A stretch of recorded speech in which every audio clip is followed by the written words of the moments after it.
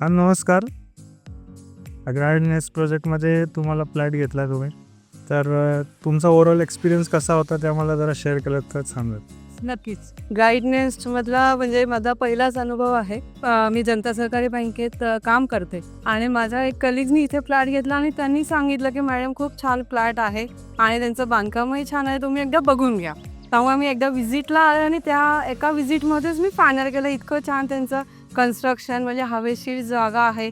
फ्लॅटसुद्धा त्यांनी खूप व्यवस्थित काढलेले आहेत. बांधकाम छान आहे. लिफ्टचं सुद्धा त्यांनी व्यवस्थित केलं. सिक्युरिटीच्या दृष्टीने सुद्धा त्यांनी चांगली काळजी घेतलेली आहे.